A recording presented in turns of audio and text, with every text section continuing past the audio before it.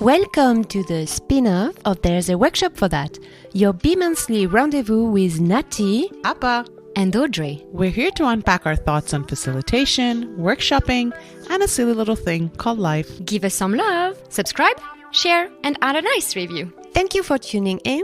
Let's talk. Yes. We are back. I'm here in the room with Audrey and Appa. Hi, girls. Hello. Hello, ladies. How are you? We should be asking you that question. You're the one who moved to Bali. Yeah, true. Time flies by, actually, because this has been a few weeks since we've recorded the last episode. I had the chance to see you, Audrey, in Paris 3 weeks ago. 29th of February. Yeah, the leap day, exactly. We were in Paris for the leap day to take the leap for a big project, for a big company. It was awesome. Wonderland. It was Wonderland. Like, seriously, for me, it was like Disneyland for facilitators, guys. It was just insane, the chateau that we were at. And my God, Appa, if you'd been there, you would have loved it so much. And we missed you so much there. Like, girl, I can't wait for us to go and do something similar. The three of us, like, you know, the three musketeers. That would be amazing. And absolutely. That'd be so cool. Ourselves I can't the wait for Powerpuff it. Girls. Yes. Which ones are you guys? I want to be, is it Blossom? No, not Blossom. Buttercup. Oh my God, you're going with the names? Like, I barely know the colors. I want to be Buttercup. I want to be the pink one. I want to be the pink one. I think the blonde one. Yeah, it's, though, you know, honestly, like, you guys did such a great, amazing job. There was so much that I heard about that workshop, and so many exercises came out of that, Nathy. I remember when we were talking about it.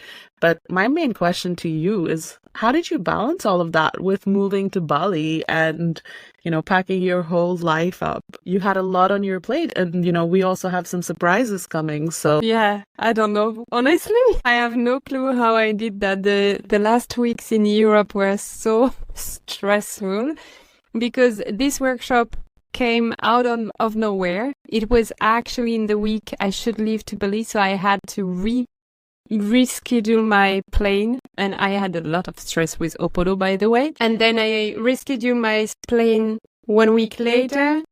So work-life balance, I dream of it. And in the meantime, yes, I'm in Bali, and it's like, yeah, I breathe a little bit again. And even if we have a lot of work on the table, the girls. So yeah, it was a lot, but it was a very nice ending of the Europe chapter. Wow, that's amazing. I mean, even now that you're in Bali, I mean, you've done already so many things. I mean, you've decorated your house. You had to figuring out how to shop there. Like, I mean, I love shopping, girls. And when you told me, there's no shop. Like, if you want to buy a desk, you can't go and buy a desk. You have to go to a warehouse. Like, I would have been scared, like, what are they going to do there? They have, like, they have wood, they have things. What's going to happen? Like, but you dealt again, like, with a lot of things, like, dealing with the change, dealing with, like, adapting to something new. I mean, like, clearly you're the rock star of adapting and transforming and living the life, seriously. It's so funny as the Asian in the room. Like, for me, it was surprising that when I moved to Europe, I would be like, I can just go to a shop and buy a chair.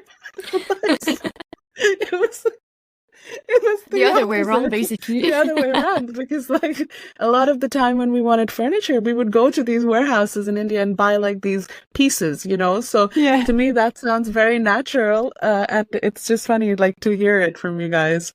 I have to say I'm in the north in Bali, so this is not the area for tourists and for European people.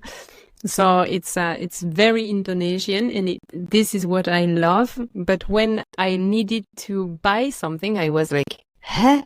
Where are the things? And on the next day, someone took me on his motorbike to bring me where I could find the things that I need. And I swear, never, ever I would have seen this place, because it's absolutely not like in Europe. It's like a big warehouse. There are so much things that you don't know where to look at. So it was very funny. Another surprise this week, I was attending 2 days ago a beta event with Brittany, Barrowing and Christy from School of Facilitation, and it was late and I didn't want to miss it. So I was at it. It was very, very nice. I got a lot of insights. And as the event was finished, it was 1:00 in the morning. So I go out from the room where I have my computer and I go to my bedroom, and here, middle of the floor, a spider like as big as my hand. What? Oh my God. And I swear I never saw this in my whole entire life. I was not scared. I just wanted to make a picture for my daughter. So I put my shoes close to it. And because I put my shoes close to it to have the size comparison, in this time, she went away. And she went away where? In my bedroom. So Oh my God. Until 2:00, I was looking for this monster and I couldn't find it. It was 2:00 in the morning and I look at the over my, and what I see? The monster. I can't believe it. I would So die. I had to wait until it go down and then I could throw it away and oh my God. So these are the surprises Actually, I'm not coming of to see you in Bali, just in case you're wondering, it was nice to see you, but you come to Europe if you want to see me, it's over. I'm going to die seeing your spider. So the point is I was super tired Crazy. because I just wanted to see this conference. So I have also to deal with time zone, of course, because different kind of time zone. A lot of events are in middle of the night, so I choose the one I want to pick. And and the next day I had other appointments with Audrey, by the way, and to work on the coming bootcamp. And it's like, okay, work-life balance in the last 3 months, I would say I have to work on it. Wow. Wow. And I thought I had it bad. Like I was traveling to Switzerland for a workshop. I have to like look at so many calendars, make sure people are available to take care of my son. I'm also doing like a little gig in cancer care. It's just, I thought I had it bad, but I think you totally take the cake. Nathy, you've moved all the way to the other side. I will be seeing you soon, Nathy. I'm so excited about that. I'm going to be coming to your side of the world. Yes. We will meet very soon in a few weeks. We will meet in Singapore. Yes, really looking forward to it. Yeah. Okay. Audrey, are you just finding out about this? Yes, I mean, I know she was going to Kuala Lumpur or something, and then We will share times together. Absolutely. And record a few podcast Incredible. episodes for you diehard fans out there.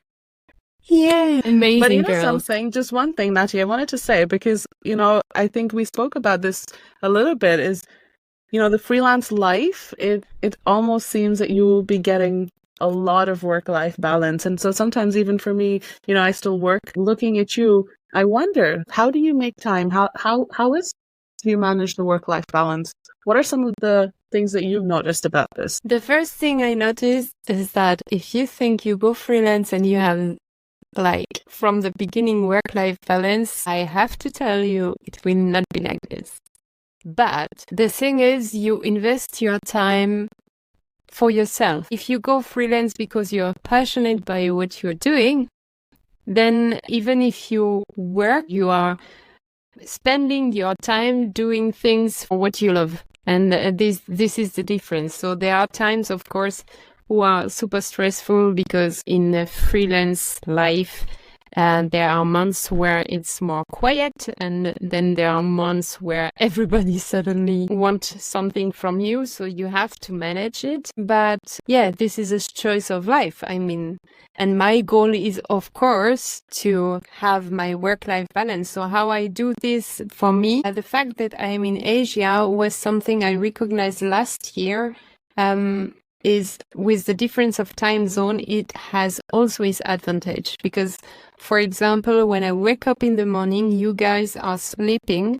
So when I'm here, I don't know what you're talking about. I'm definitely sleeping. yeah, she's sleeping. I'm definitely. Okay. No questions asked. Audrey, I'm not sure. Yeah, I'm not sure either because sometimes I get some message and we already had a conversation. It was 2 o'clock in the morning for me, and it was like I don't know what time in London. What I'm doing is I wake up and I do 2 sports because I know in my head nobody will want something from me at that time. Then I try to have very healthy breakfast. And then I work for 2-3 hours, and then I take for myself 2-3 hours so that I can see something here, go to the beach or Go to the warehouse. And then I will start to work at the end of the afternoon and until sometimes late, because this is the time where I can have my mentoring or record a podcast with guests or plan my LinkedIn. This is something also, I didn't have the time to plan in advance in the last months with the moving, with the workshops, with the mentoring. It was absolutely not possible. So on my list, there is the fact that I want to plan one day every 2 weeks to plan all the outlines for my LinkedIn, for example, and then a day where I plan all my visual, and then I can schedule everything so that I don't have to do it day by day, because it's a peace of mind when you do it like this. So wait a second, because are you telling that it's like a real myth that when you want to go freelance, I mean, I remember the webinar we did with some of our fellow facilitators here, and clearly like their top 3 dreams, it was number 1, work-life balance. Number 2, I want to make an impact. And number 3, I want to do more of what matters to me. And now you're telling me that it's a myth, like you actually have to do everything when you start and you struggle with time. So like, how do we encourage people to jump in like the facilitator freelance? Like, how do you overcome those myths? Like, what would be your tips and tricks to embark on this journey still until you reach your dream and you actually get to those goals? Yeah, I think you have to find out how to manage your time. You have first to find out what really matters to focus on. Because I can remember at the beginning, I mean, yes, I have phases now which are stressful, but I was moving from Europe to Bali, so this is a thing. But I would say after 2 years, I found what is important, what I need to do right now, and what can wait. I have understood that, for example, if I cannot release a podcast that it was planned, I will release it 1 week later because nobody cares, actually. The people are very happy when a podcasting is coming out, but it's not like they are waiting every morning that the next podcast is coming. So I try to be very, very regularly in what I'm doing. But if it's not perfect, it's not that important. And you need to find time to work on your business and find time to work in your business. And I mean, when you go freelance, the first priority is to get clients. So if you are doing all things around that are not matters to find clients, then you will go burn out. So you have to focus on things. You have to know what I am doing, why I am doing this, and how I'm doing that. Every Isabel, isn't it something we're working on? Oh, yeah. Yes. Yes, shameless indeed. plug-in. That's what it is, right? It's about understanding yourself, what you can offer, understanding what your client is looking for, and how you can reach them. Yeah, exactly. And I think these are the 3 first keys that you need to have a good foundation to really start your business. Even if you are not going freelance tomorrow, but you think about it, I think if you have this foundation, then you will start your business differently. It don't mean that everything is done. Absolutely not. But if you are doing this, then you can talk about what you are doing and who you want to serve absolutely more clearly. And then it's make the path easier, I would say. It's amazing. I mean, now that we're talking about it, I feel that we've just planted a seed for the audience. And I'm like, you got to tell them more, because we've been working on this bootcamp for weeks now. And I don't know about you girls, but I'm so excited like for what's coming up. And I know that we've designed it with, the heart of facilitators for facilitators, and with the tremendous experience that Nathy and Appa have with how to build these workshops, how to build this bootcamp. There's definitely lots that's coming up in this bootcamp. And Appa, I mean, you've been like a queen in designing this space and designing like some of those activities. And I really loved observing you two shaping it. So can you tell us more about like, how do you design like the experience with Nathy? Like, what were your anchor points to guide the design? Oh yes, give us like 3 keys how to design workshop sessions that will engage everybody, and that where they will be connected. How do you design a workshop, Appa? Wow, way to put me in the spot, guys. Yeah, natural, don't worry. So, I mean, the first thing you always start with is the objective of the session and the target audience that you're looking at, right? So for us, it was very clear that we wanted to reach freelance facilitators. So we had to understand more in a human-centered way what it is the freelance facilitators struggle with most. So Nathy, of course, has gone through the process, but we also, gathered insights from other freelance facilitators to understand the biggest pain points. And as we were mentioning, it is about understanding yourself, your client, how to reach them, and what your offering is going to be. So this seemed to be a common point. So once we identified exactly what we wanted to achieve at the end, so what would be the outcome or the output at the end of each bootcamp, or each phase of the bootcamp, then we tried to identify the overarching experience that we wanted to give. So that's my point number 2, is really to understand what you want to leave the people feeling. What do you want them to have, not only concrete takeaways, but what do you want them to think about at the end of each session? And how does that whole thing flow? So it's about building those bridges between workshops and not just thinking about them as singular events. And third, of course, are those exercises. So each session that we have designed for you will be very tailored to a specific theme that we want you to think about, right? So then you need to go granular, deeper into what it is that you want them to do, what they need to do in between the sessions to get them to that output, so that at the end of the Take the Lead, they know who they are, they know who their client is, and they know, at least at the beginning, how to reach them. Yeah. Incredible. And we want them, there is an extra thing that I think make the bootcamp different than others. We really want them to connect with each other, because I mean, you both, I know you from facilitation retreat where we were, so we are not creating a retreat, but we want that people who are on the same path connect with each other, because you can find a friend, like a partner in crime, or you can find maybe a collaborator to work with, like an ecosystem of inspiration. It's like creating an ecosystem of people who might still be connected after all the bootcamp. Yeah. And it's important because you mentioned this earlier as well, Nathy.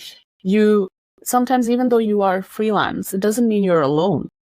Yeah. And I think there's a difference between those two things. Like, collaborators are super important for the simple reason that you come to each other as partners, and the hierarchy is less pronounced, right? So when you have a collaboration, each person is open to bring a part of them into that mix, right?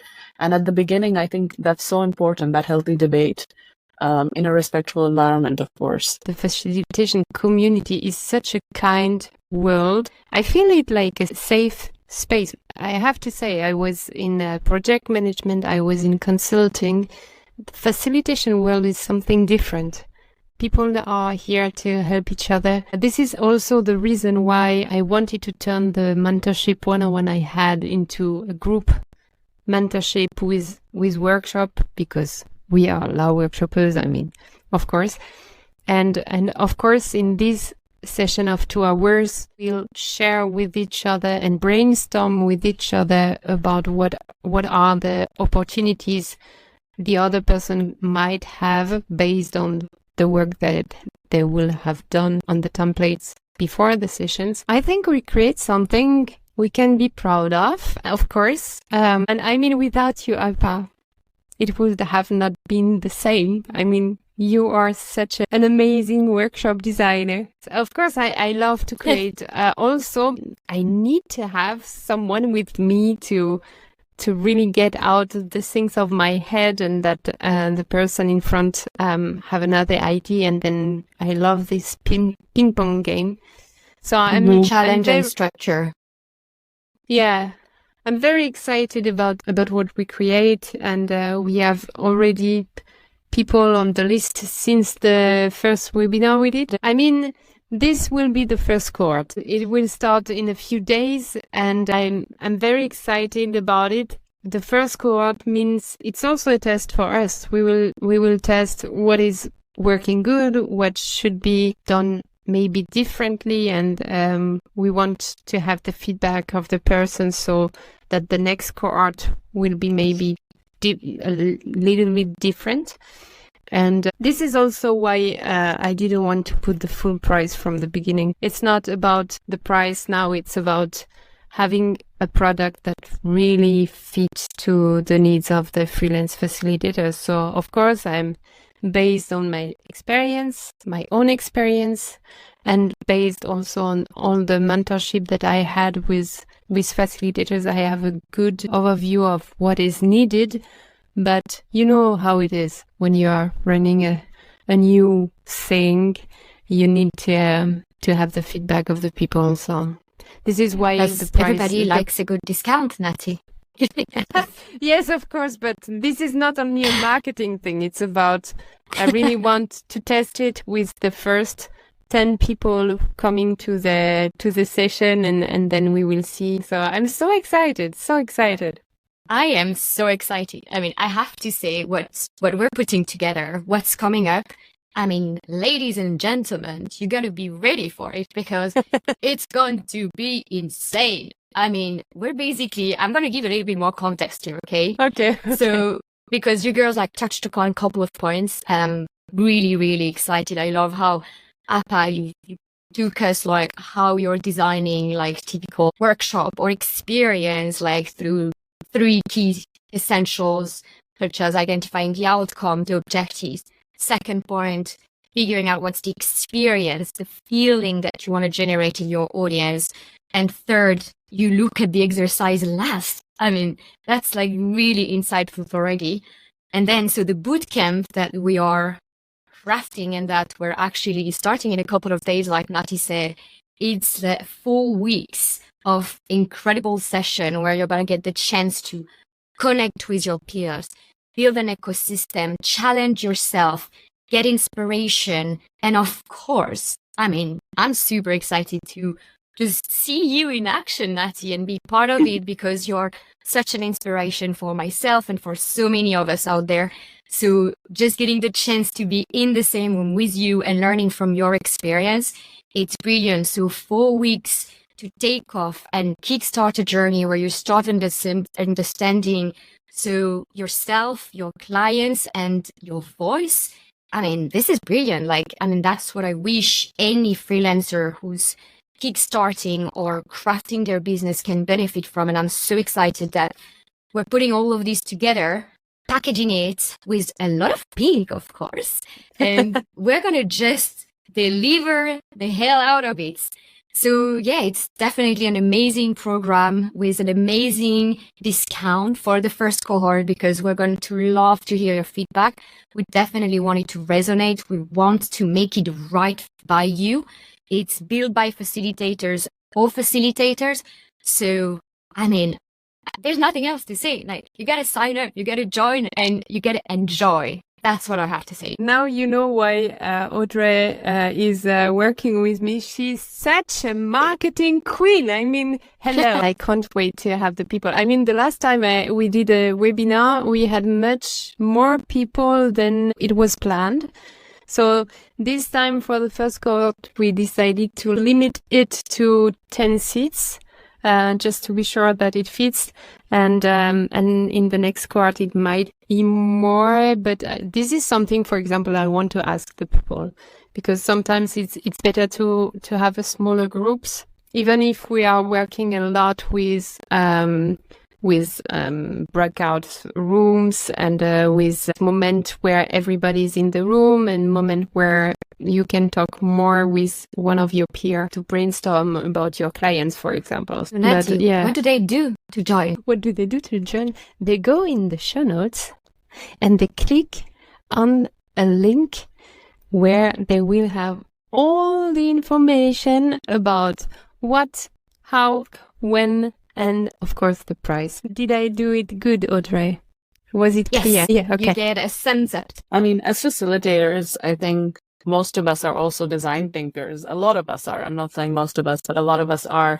And when we were crafting this bootcamp, that's what I also mentioned. It's really important for us to actually cater to the needs that the end audience is going to have from us. And that's kind of the authenticity with which we build it. That's also what we base our brand on. And I think that's why it's so important to us, to all three of us, as you see, as you hear from us. Exactly. So basically, I mean, if you're like still in a corporate job and you're thinking, oh, I really want to go freelance, but I'm still kind of scared. I'm like, oh my God, where do I start? Or maybe you're like someone that's like, you stepped out of your comfort zone already and you're starting things, but you're feeling a little bit overwhelmed. And now you're like wondering, how do I focus? How do I do more of what matters? What really matters, that Nathy was talking about, bringing that focus. And maybe you're also like looking for what's your, I don't know, your signature, what really is your first service. And you're wondering, how can I stand out? Like, how can I gain that confidence as a freelance facilitator? Well, I guess there's only like two options that are ahead of you. Number one, you can choose to do it alone, like Nathy did, like many of us have tried, I guess, and it's gonna take time. The second option, you can choose to accelerate your journey with like supportive people, with this ecosystem around you, and you're gonna take off and you will make time.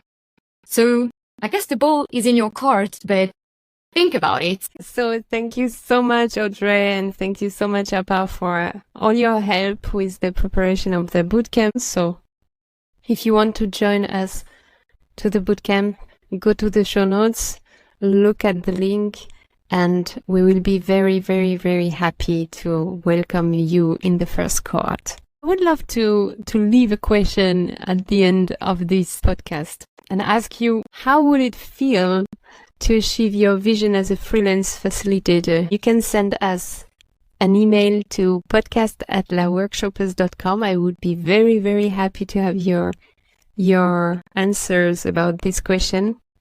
And thank you so much, girls. Thank you. It was so nice to see you, even if we are far away from each other. Apa, we see us in a few days. And Audrey, we stay in touch. Thank you, girls. Yeah. Thank you, girls. Thank you. Bye.